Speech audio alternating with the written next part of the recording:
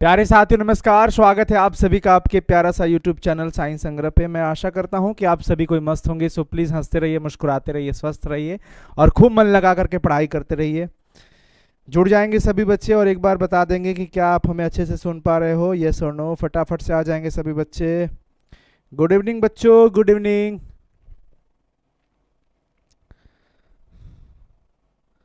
मैं एक बार आवाज़ जरा देख लूँ क्या स्थिति है। हेलो हेलो हेलो हेलो बच्चों, good evening good evening good evening. जुड़ जाएंगे सभी बच्चे।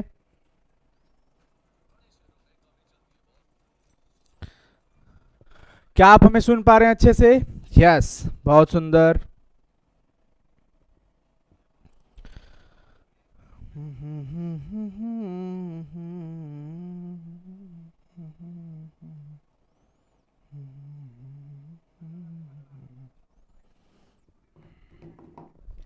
तो चलो बच्चे स्टार्ट करते हैं आज की क्लासेस को। और आज हम लोग ऐसा एक शानदार टॉपिक पढ़ने वाले हैं जो बोर्ड एग्जाम में हर साल पूछता है, लेकिन काफी बच्चे कंफ्यूज रहते हैं कि कैसे संक्षेपण अच्छे से किया जाए, कैसे संक्षेपण लेखन को समझा जाए कि बोर्ड एग्जाम में ये जितने नंबर का पूछता है फुल मार्क्स आपको मिल जाए।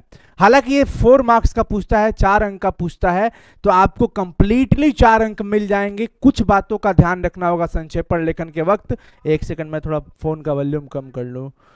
हाँ, तो प्यारे साथियों, तो इस बात को ध्यान रखेंगे आज हम लोग। और आज के टॉपिक, आज की क्लास में हम सिर्फ इसी टॉपिक को कवर करने वाले हैं विद एग्जाम्पल। कुछ क्वेश्चंस भी सॉल्व करेंगे कि किस प्रकार से संक्षेपण लेखन किया जाता है।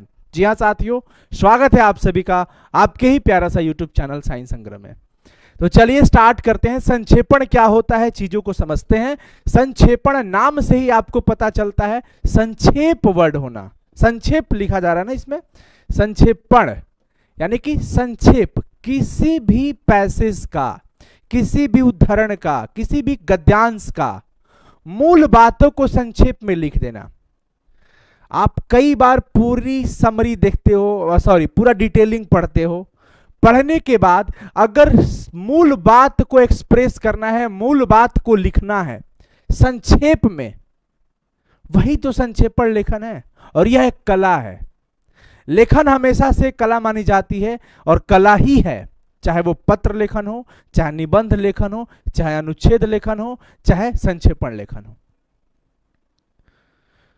ये आपके ऊपर डिपेंड करता है कि आप चीजों को किस प्रकार से समझ पा रहे हो और किस प्रकार से उसे लिख पा रहे हो। ठीक है बच्चों, तो आज संक्षेपण हम लोग निपटा ही देंगे। आप लोग एकदम अच्छे से समझ जाइएगा, एंड तक सेशन को देखिएगा, मजा आ जाएगा। संक्षेपण शब्द का अर्थ होता है संक्षिप्त में लिखना, यानी कि संक्षिप्त। यानी कहने का मतलब यह है कि संक्षेपण लेखन एक ऐसी विधा है जिसके द्वारा पठित या अपठित गद्यांश, यहां पे 2 शब्द लिखा जा रहा है, पठित या अपठित। पठित का मतलब जो आपके सिलेबस के अंदर है, जो आपके बुक का कंटेंट हो, और अपठित जो बाहर की चीजें हो, किसी टॉपिक के बारे में लिखा हुआ हो। अपठित गद्यांश की मूल बातों या भावों को संक्षेप में लिख दिया जाता है। मूल बातों को संक्षेप में लिखना कि वो कहना क्या चाह रहा है। ठीक है बच्चों, तो हम लोग चीजों को समझेंगे। आप जब भी संक्षेपण लेखन कर रहे होते हैं, जब भी आपके सामने एग्जाम के अंदर संक्षेपण का क्वेश्चन दिखता है, तो संक्षेपण का क्वेश्चन सॉल्व करने से पहले कुछ चीजों का ध्यान रखना पड़ेगा। कौन है वो बात जिसे हमें एग्जाम में ध्यान रखना है, क्या करना है क्या नहीं करना है, इन सारी बातों को हम लोग एक बार समझ लेते हैं। सबसे पहले जो गद्यांश दिया रहता है उसको 2 या 3 बार अच्छे से पढ़ना चाहिए, जिससे मुख्य बातें समझ में आ जाए। आपको ना जो पैसेज दिया रहता है एग्जाम के अंदर क्वेश्चन पेपर में, उसको 2-3 बार बड़े ध्यान से शांत चित्त से पढ़ना चाहिए। जब आप शांति से पढ़ते हो, 2-3 बार रिपीट करके पढ़ते हो ना, तो आपको मूल बातें समझ में आ जाती है कि ओ ये कहना चाह रहा है। कुल मिला के बातें आ गई। अब आप सोचो ना कि अगर पूरी स्टोरी देखते हो तो मूल बातें कैसे किसी को बता देते हो। जैसे कोई मूवी देख के आ गए तो कैसे शॉर्टकट में समझाते हो ना कि अरे भाई कुल मिला के मूवी का यही मतलब है कि ऐसे हुआ, ये हुआ और यहां पे वो गया और फिर ये कुल मिला के निपटा दिया। तो आप बता देते हो ना, वही है, ये वही है, एक संक्षेप है। तो उससे पहले कि आप मूल बातों को बताएं, मूल बातों को बताने से पहले यह जरूरी होता है कि आप कितना समझ पाए हैं। तो उसके लिए आपको 2 से 3 बार उसको पूरा डिटेल में पढ़ना पड़ेगा जो दिया रहता है। जब भी आप पढ़ रहे होते हैं, पढ़ते समय आपको लगे कि यार ये वाला अच्छा पॉइंट है, इंपॉर्टेंट टर्म है, तो आप उसको हाईलाइट कर सकते हैं क्वेश्चन पेपर के अंदर। पढ़ते समय गद्यांश के महत्वपूर्ण वाक्य या शब्दों को हाईलाइट करना चाहिए। अगर आपको लग रहा है तो आप कर सकते हैं, फर्जी का, जबरदस्ती का नहीं करना है। ठीक है, चलिए आगे चलते हैं बच्चों। उसके बाद अब जो मूल बात यह है कि गद्यांश का संक्षेपण लिखने के लिए सबसे इंपॉर्टेंट तरीका क्या होता है, इसी से ही वो संभव हो पाता है। जो गद्यांश दिया रहता है उसके कुल शब्दों की गिनती कर लेना चाहिए। वर्ड्स टोटल आपको काउंट कर लेना है कि कितने वर्ड है इसके अंदर। वर्ड तो आप जानते हो, वर्ड काउंट भी कर लेना है आपको। तो आपको वर्ड काउंटिंग करना ही पड़ेगा कि जो क्वेश्चन पेपर के अंदर इतना सा गद्यांश दिया रहता है, हम उसके एक एक शब्दों की गिनती कर लेते हैं कितना है। 2, 4, 5 शब्द इधर उधर हो जाए तो घबराने की जरूरत नहीं है, गिनती कर लेना चाहिए। और उसका संक्षेपण लिखते समय गद्यांश के कुल शब्दों का 1/3 शब्द ही लिखना चाहिए। मान लीजिए कि आपके क्वेश्चन पेपर के अंदर गद्यांश में दिया है 160 वर्ड। कितना दे दिया है? 160 वर्ड, या मैं मान लेता हूं सीधा सीधा 180 वर्ड मान लीजिए। टोटल क्वेश्चन के अंदर गद्यांश जो है वो टोटल 180 वर्ड का है। लेकिन जब आप उसका आंसर लिखोगे, जब आप उसका संक्षेपण लिखोगे, तो संक्षेपण लिखते वक्त आपको इसका 1/3 भाग यानी तिहाई तो करोगे तो कितना आएगा? 60, यानी लगभग 60 शब्द के आसपास संक्षेपण होना चाहिए। 2-4 शब्द आगे पीछे हो जाए तो कोई परेशानी नहीं है। 2-4 शब्द इधर उधर हो जाए, आगे पीछे हो जाए तो किसी तरह की परेशानी नहीं है।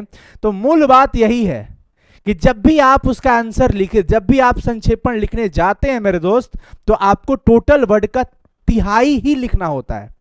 मान लीजिए कुल शब्द 120 हैं, तो 3 से डिवाइड कर दीजिएगा आप, उसमें 40 आ गया, तो 40 के आसपास ही आपका आंसर का शब्द होना चाहिए। टोटल वर्ड आंसर का जब आप संक्षेपण लिख रहे होते हैं तो 40 के आसपास, हो सकता है 37 भी हो जाए, हो सकता है 43 भी हो जाए, 43 हो जाए, तो थोड़ा बहुत आगे पीछे चलेगा, उसके लिए कोई परेशानी नहीं है, कोई नंबर कटिंग नहीं होता है।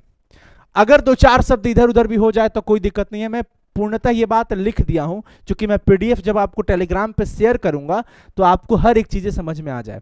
संक्षेपण में मुहावरे अलंकार का प्रयोग ना करें तो बेहतर होगा। देखिए जी मेरे दोस्त, कभी भी जब आप मूल शब्दों को लिख रहे होते हैं ना, तो सामने वाला जो आपकी बाहुओं को पढ़ता है वो सरल शब्दों को समझना चाहता है।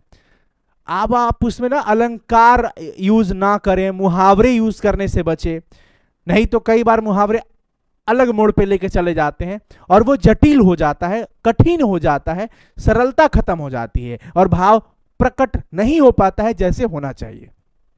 समझ पा रहे हैं सभी कोई? समझ पा रहे हो सभी कोई? यस। तो भैया मुहावरा अलंकार प्रयोग करने से बचे, सरल शब्दों में जितना हो सके आप लिखने का कोशिश करिए। बाकी ये पॉइंट कुछ विशेष नहीं है, मैं की जगह वह का प्रयोग कर लो। जब भी संक्षेपण में मैं लिख आता है ना, तो आप सिर्फ अपने ऊपर की बात नहीं कर सकते, मैं को रिप्लेस करके वह लिख सकते हैं। अच्छा, संक्षेपित गद्यांश को कोई सटीक शीर्षक जरूर देना चाहिए। आप कई बार अपने हिंदी की किताब में पढ़ते हैं, जैसे आपने रोज चैप्टर पढ़ा था, वो गैंग्रीन से लिया गया है। गैंग्रीन एक बहुत बड़ी स्टोरी है, उसमें से छोटा सा निकाल दिया गया जिसका शीर्षक रखा गया रोज। कभी भी आप जब गद्यांश का संक्षेपण करते हो तो शीर्षक जरूर चाहिए, टाइटल चाहिए, और वो टाइटल बड़ा अट्रैक्टिव होना चाहिए। जैसे आपने, टाइटल का मतलब क्या है सर? जैसे आप चैप्टर का नाम पढ़ते हो, आपने पढ़ा होगा लहना सिंह की जो प्रेम कथा है, युद्ध की कथा है, उसने कहा था, चंद्रधर शर्मा गुलेरी जी के द्वारा लिखा हुआ है। तो इसका शीर्षक क्या है? उसने कहा था। कितनी शानदार शीर्षक का उन्होंने प्रयोग किया है, चुना है, कितना शानदार। उसने कहा था, जो कि पूरे स्टोरी के अंदर उसने कहा था कि भाव को कनेक्ट कर देता है। रोज, रोज को आप देखो, जो गैंग्रीन वाली स्टोरी है, तो एक उचित शीर्षक जरूर देना है। और ये हम लोग अभी क्वेश्चन एग्जाम्पल के रूप में करेंगे 2, तो आपको समझ में आ जाएगा। अंत में क्या करोगे आप, मूल गद्यांश एवं संक्षेपित गद्यांश की शब्द संख्या को भी दर्शाएं। जब भी आप आंसर लिख लेते हैं तो आपको वहां पे दिखाना पड़ेगा, लिखना पड़ेगा कि टोटल वर्ड्स कितने थे और हमने संक्षेपित करके कितने वर्ड्स में लिखा है। ठीक है, तो अब आप एक एग्जाम्पल देखिए इसका। सबसे पहले हमारे पास ये गद्यांश दिया है, इसी तरीके से अलग अलग कंटेंट आपके बोर्ड एग्जाम में पेपर पे लिखा रहेगा, क्वेश्चन पेपर पे लिखा रहेगा। भैया लिखा क्या है, हम लोग आराम से पढ़ते हैं, सुकून से पढ़ते हैं। आप सभी कोई मेरी बातों को ध्यान दीजिएगा, एक आध मिनट के लिए चैट को रोक दीजिएगा, बस समझिएगा, क्योंकि अगर ये आप समझ जाओगे तो डेफिनेटली 4 अंक आपके बोर्ड पेपर में, मतलब एग्जाम में कोई नहीं रोक सकता। मैं दावे के साथ कह सकता हूं, इतना भरोसा है। वर्तमान युग में जिस भीषणता के साथ जीवन संघर्ष चल रहा है, उसमें वह व्यक्ति कभी भी विजयी नहीं हो सकता जो चुपचाप बैठकर अति दीर्घकाल तक, लंबे समय तक सोचता विचारता रहेगा। यानी आपने क्या पढ़ा कि वर्तमान समय जो चल रहा है, इसमें जीवन संघर्ष बहुत काफी हो चुका है, जीवन का संघर्ष, उसमें वह व्यक्ति कभी भी जीत नहीं सकता, कभी भी मंजिल को हासिल नहीं कर सकता जो चुपचाप बैठकर केवल सोचता हो। केवल सोचने से कुछ नहीं होने वाला, ये बात आपको भी पता है। यहां तो वही टिक सकता है जिसमें काफी स्फूर्ति है, जो दूसरों को ढकेल कर आगे बढ़ सकता है, नहीं तो जो उसमें ताकतवर है उसे किनारे ढकेल देगा और स्वयं आगे बढ़ जाएगा। अगर तुम इस जीवन में कुछ करना चाहते हो, अगर तुम्हें अपना जीवन सफल बनाना है, तो तुम्हें प्रत्युत्पन्नमति होना चाहिए, अपने निर्णय पर दृढ़ रहना चाहिए और उस पर जमकर काम करना चाहिए। जिस व्यक्ति में ये गुण पाए जाते हैं उसमें अन्य गुणों का समावेश भी रहता है। कुल मिला के क्या कहा गया, अब आप चाहो तो फिर से एक बार पढ़ सकते हो, लेकिन मुझे समझ में आ गया है, मैं इसे अच्छे तरीके से समझ चुका हूं। मैं आज मतलब आपको बता दूं इसमें कि ये वही टॉपिक है जो लगातार आप हर जगह सुनते हो कि यार अच्छे से पढ़ लो, मेहनत करो। आज के समय में जो अच्छे से मेहनत नहीं करेगा वो यही के यही रह जाएगा। आगे बढ़ने के लिए आपको खूब मेहनत करना पड़ेगा, खूब परिश्रम करना पड़ेगा। कुल मिला के ये वही बात है ना कि वर्तमान समय में भैया जीवन का संघर्ष इतना तेज हो गया है, इतना ज्यादा हो गया है कि कभी भी वो व्यक्ति नहीं जीत सकता है जो सिर्फ बैठकर सोच विचार करता रहे। यहां तो वही व्यक्ति टिक सकता है जो कुछ ना कुछ करता हो, स्फूर्ति हो जिसके अंदर, उसके अंदर क्षमता होनी चाहिए कि मुझे आगे बढ़ना है, एक लक्ष्य होना चाहिए और वो लगातार उस लक्ष्य की प्राप्ति के लिए कुछ कर सकता है। अगर आपको भी अपना जीवन सक्सेस करना है, आपका जीवन सफल बनाना है, तो आपको भी अपने निर्णय पर अडिग रहना पड़ेगा, दृढ़ रहना पड़ेगा और उस पर जमकर काम करना चाहिए। तो प्यारे बच्चों, मैं समझता हूं कि आप इसका जरूर कुछ ना कुछ बात समझ गए होंगे। ये हिंदी विषय ही है, ठीक है ना, ये हिंदी विषय है, तो हिंदी विषय में संक्षेपण हिंदी में ही आता है। आप इंग्लिश मीडियम के भी स्टूडेंट है ना, और अगर हिंदी आपका सब्जेक्ट है तो इसी में आएगा, इंग्लिश में नहीं आएगा। इंग्लिश सब्जेक्ट में अलग होता है, मैं हिंदी विषय की बात कर रहा हूं आज, ठीक है। तो अब हमें इसका आंसर लिखना है, तो हमारे पास क्या होना चाहिए, सबसे पहला काम है हम इसका वर्ड काउंट करेंगे। हमारा सबसे पहला काम क्या होगा, वर्ड काउंट करना, पहला काम। दूसरा, एक अच्छा टाइटल चुनना होगा, शीर्षक, कि कुल मिला के ये कहना क्या चाहता है। हम अगर 2 शब्दों में, 1 शब्दों में कुछ कहे तो क्या कह सकते हैं, एक उपयुक्त टाइटल होना चाहिए। तो मैं आप सभी बच्चों से जरूर कहूंगा कि एक बार आप लोग शीर्षक कुछ अपने मन से, आप क्या इसके लिए टाइटल दोगे, इसका एक उचित उपयुक्त शीर्षक क्या दे पाओगे, आप अपने साइड से कमेंट कर सकते हैं।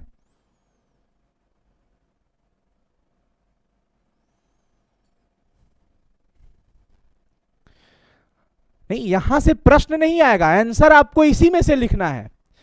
ऐसा नहीं है, गद्यांश नहीं है पूरी तरह से कि भैया कुछ स्टोरी दे दिया और नीचे से पूछ दिया कि ये इसका नाम क्या था, ये वहां क्यों गया था, को हम जैसे पहले बोर्ड पेपर में आता था हम लोग इसी में से आंसर ढूंढ के लिखते थे। अभी तो हमें ये पूरा बात बता दिया और इसको शॉर्ट में लिखना है। कुल मिला के यही बात है। इसका संक्षेपण का मीनिंग क्या हुआ कि हमें इसी को शॉर्ट में लिखना है, इसकी बातों को शॉर्ट में लिखना है, संक्षेप में लिखना है। संक्षेप, हाँ, जीवन का संघर्ष सफलता, वर्तमान युग, जीवन की सफलता, बहुत सुंदर, मेहनत, मेहनत और सफलता, सफलता की राह, क्या बात है, बढ़िया। मतलब शीर्षक इसी में से निकालिएगा, उचित शीर्षक जो कनेक्टिव हो, कनेक्ट कर पाए, और ये डिपेंड करता है कि आप किस तरीके से इसे समझ पाए हैं और आपके पास इससे रिलेटेड कौन से वर्ड्स हैं, कौन से शब्द हैं। तो ये दो काम आपका बहुत इंपॉर्टेंट है।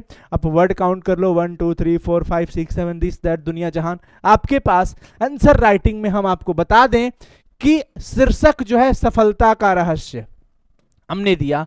आप चाहे तो अच्छा दे सकते हैं, जैसे मेहनत और सफलता, वर्तमान युग में सफलता का राज, हालांकि ये बड़ा हो जाएगा, तो सफलता का रहस्य आप उसके हिसाब से इस्तेमाल कर सकते हो, जरूरी नहीं। एक बार तो यही एग्जाम में भी आ गया था। उसके बाद अब आपका काम क्या है कि आपने जो वर्ड काउंट किया वो वर्ड टोटल कितना था, 112। 112 का 3 हिस्सा कितना होगा, तीसरा भाग, तो करीब आपके पास आ जाएगा कितना, 36 37 जो भी आएगा उसके अराउंड हमें लिखना है। तो हमने क्या लिख दिया भैया उत्तर में, पहले शीर्षक लिखना है, शीर्षक लिखने के बाद कि आज के संघर्षमय जीवन में वही टिक सकता है जो लंबे समय तक सोच विचार नहीं करता। जीवन में सफलता के लिए व्यक्ति में काफी स्फूर्ति, दूसरों को पीछे छोड़ आगे बढ़ने की क्षमता और निर्णय लेने की क्षमता होनी चाहिए। बस शॉर्ट में वही बात लिख दिया गया, एकदम शॉर्ट में, बात खत्म। आप और अच्छे से लिख सकते हैं, इसमें कोई दिक्कत वाली बात नहीं। हो सकता है हमारा आंसर आपका आंसर अलग हो सकता है, पर भाव वही होंगे, मूल बातें वही होंगी, निष्कर्ष वही निकलेगा। जैसे मान लीजिए मैं आप में से किसी एक का नाम उठा लेता हूं, जैसे नेहा लिखा है, तो नेहा के घर से मेरे पास फोन आया कि सर नेहा को भेज दीजिए, घर पे कुछ जरूरी काम है। नेहा से मैं बोला नेहा आप घर वालों का फोन आया था, कुछ जरूरी काम है, चली जाइएगा, हो गया। अब हो सकता है आप इस बात को कह दोगे कि अरे तुम्हारे पापा कॉल किए थे, चली जाओ घर पे, अर्जेंट है। कुल मिला के नेहा को भेजने की ही बात हो रही है।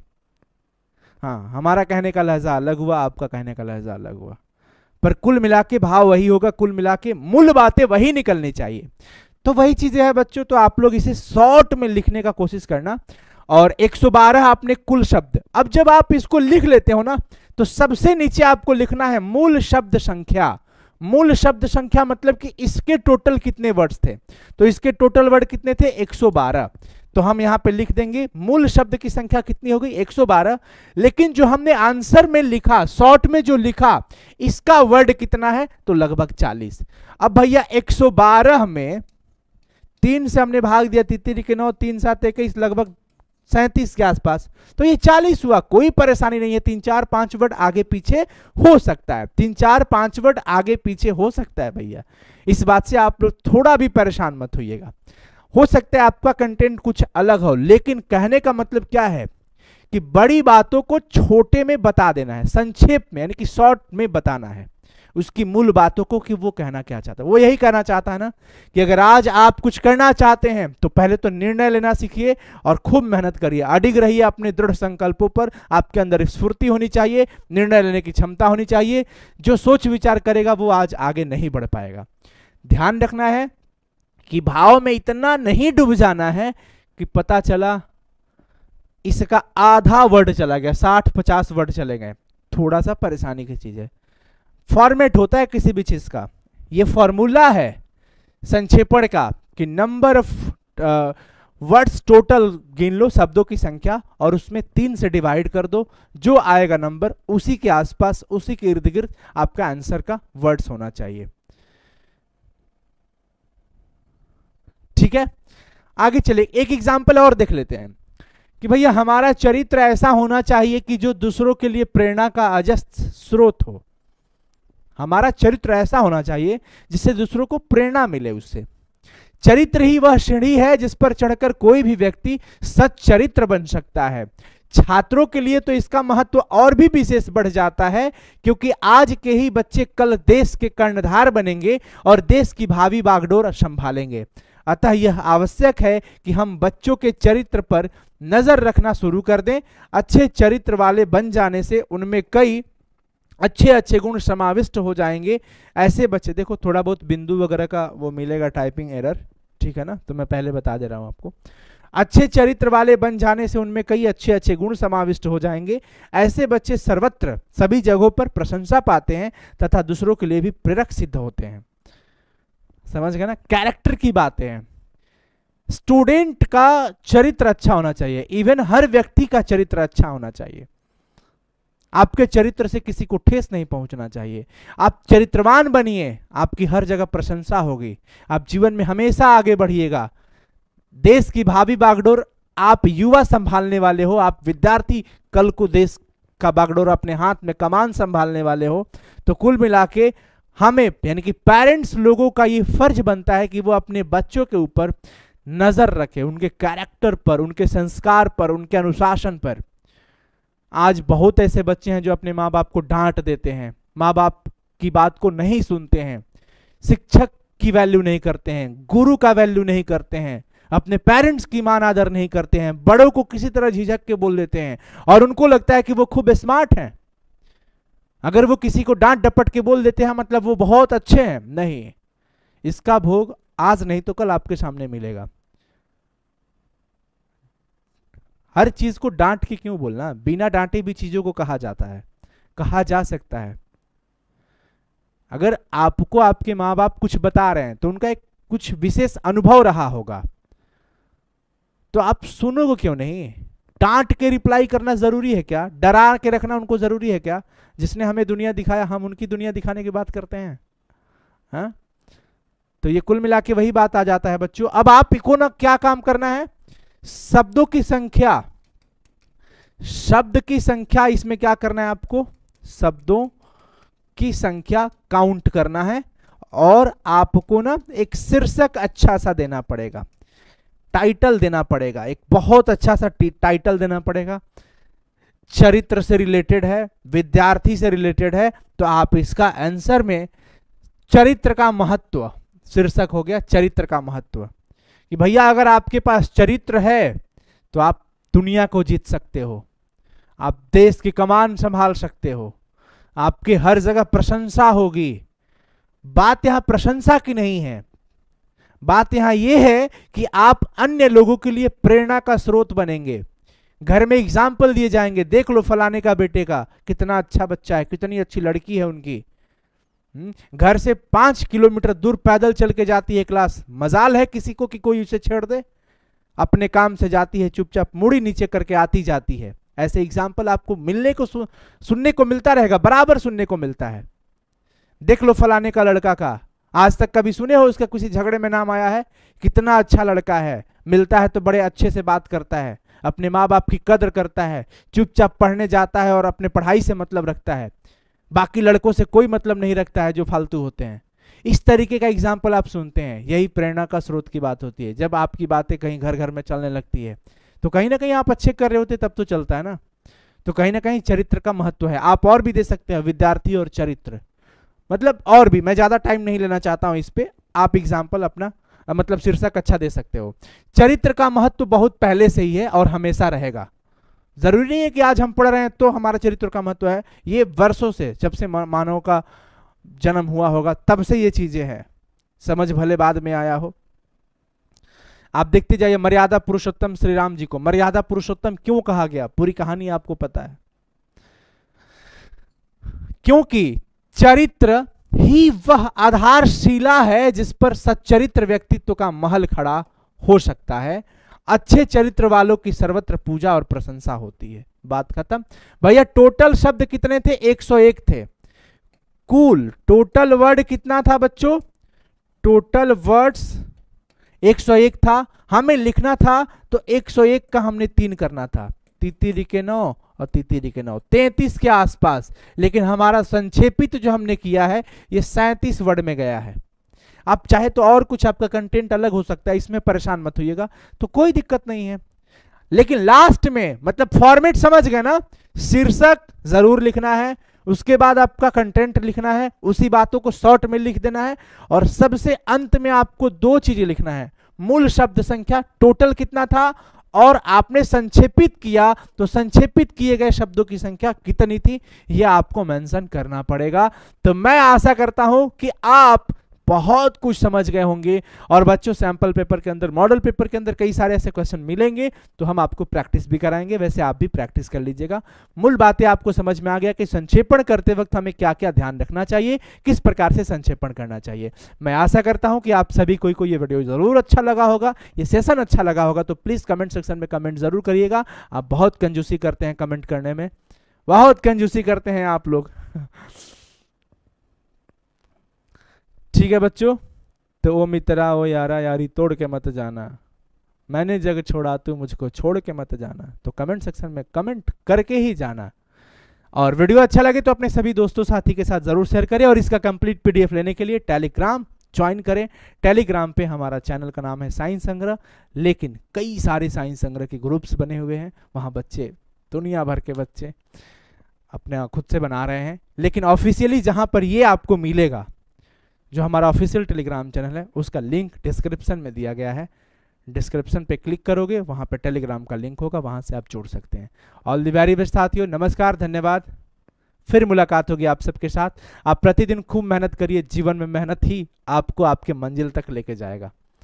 तो मेहनत हमेशा करते रहिए। मेहनत ही हम लोगों का एक कह सकते हैं कि जन्मसिद्ध अधिकार मिला है, मेहनत और संघर्ष। हमें संघर्ष करते रहना है, हमें हर परेशानियों को सामना करते रहना है। परेशानी कहते हैं ना कि कभी भी परिस्थितियों के सामने घुटना मत टेकना, कभी भी परिस्थितियों के सामने घुटना मत टेकना। अंगद की तरह पैर को जमा देना कि परिस्थितियां आपके सामने घुटने टेक देंगी। आपको सबल रहना है, मजबूत रहना है, धैर्य रखना है। कई बार धैर्य टूटता जाता है, धैर्य की सीमा टूट जाती है, लेकिन पुनः उसके बाद भी अगर कोई धैर्य रखता हो तो धैर्य रखने वाला व्यक्ति कभी मूर्ख नहीं होता है, धैर्य रखने वाला विजेता बनता है। समझ गए बच्चों? तो संघर्ष करते रहिए, बड़ों का आदर करते रहिए, माता पिता का आदर करते रहिए। इस मानव जीवन में, मानव तन से जो भला हो सके तो भला करते रहिए, न हो सके तो बुरा भी करने का विचार मत लाइएगा, नहीं तो मानसिक चोरी का आपके ऊपर अपमान लगा दिया जाएगा। समझ गए सभी कोई? तो अपना संस्कार और अनुशासन पर ध्यान रखें। जीवन में किताबी ज्ञान के अलावा व्यवहारिक ज्ञान भी बहुत काम आता है, इसलिए कभी कभी बड़े बुजुर्गों के बीच बैठा करिए। आज की युवा पीढ़ी अपने आप को इस तरीके से अपने आप को ढाल ली है कि वो क्लासमेट्स के साथ सिर्फ रहना पसंद करती है, अपने हिसाब के लोगों के साथ सिर्फ रहना पसंद करती है। लेकिन जीवन के हर सबक को सिखाने के लिए हमें कभी कभी बुजुर्गों का साथ लेना पड़ता है, हमें बुजुर्गों में बैठना पड़ता है। अपने माँ बाप के साथ बैठकर उनकी पीछे संघर्ष की चीज़ों को समझते हैं, जानने की इच्छा रखनी चाहिए और जानना भी चाहिए। दादा दादी के साथ बैठ करके उनके किस्से सुनना चाहिए। परंतु अब ये सब कहाँ रहा? एक मोबाइल न जाने हम सभी युवा लोगों से कितनी सारी चीजें छीन लिया और छीनता जा रहा है, और हम लोग डेली उसमें विलीन होते जा रहे हैं। खैर कोई नहीं, पर अपने आप को बचाए रखें इस सबसे बड़ी रिवॉल्यूशन से, स्क्रीन का। ठीक है बच्चों, bye, love you, all the very best, take care, अपना ख्याल रखिएगा और माता पिता का भी ख्याल रखिएगा।